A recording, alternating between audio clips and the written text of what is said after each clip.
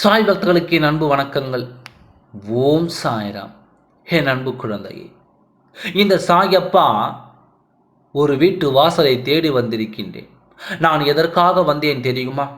பாவத்தை சொந்தமாக்கிக் கொண்டு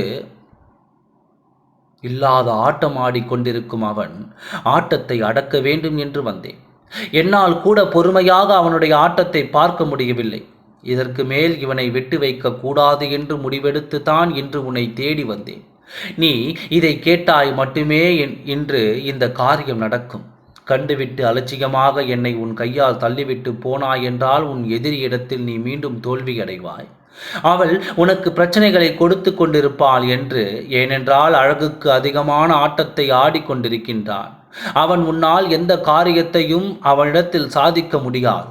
ஒரே ஒரு காரியத்தை சாதிக்க முடியும். தெய்வத்தின் அனுபவத்தை வைத்துக்கொண்டு அவனை உன்னால் அழிக்க முடியும். இந்த 2 நிமிடத்தை எனக்கு செலவழிக்க நீ ஏன் கஷ்டப்படுகின்றாய்?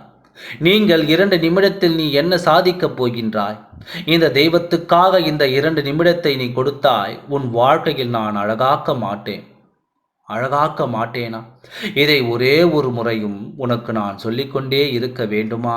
இல்லை, என் வாழ்க்கைக்கு என்னை மதித்து கேள் என்று சொன்னால்தான் என் வாழ்க்கைக்கு கேட்பாயா?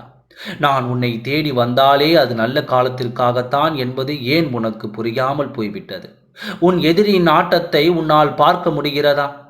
அவன் என்ன ஆட்டம் போடுகிறான் என்று பார்த்தாலும் எனக்காக இந்த 2 நிமிடத்தை ஒதுக்கு. வருத்தப்படுகிறாயே, அது ஏன் என்று நான் தெரிந்து கொள்ளலாமா? அவனுடைய ஆட்டத்தையும் பார்த்து கொண்டு அதனால் பாடுகளை அனுபவித்து கொண்டு உன் வாழ்க்கையின் சந்தோஷங்களை இழந்து கொண்டு உன் காரியங்களை எல்லாம் இழந்து நின்றாலும் நீ என்னை வரவேற்க தடுமாற்றம் கொள்கின்றாய்.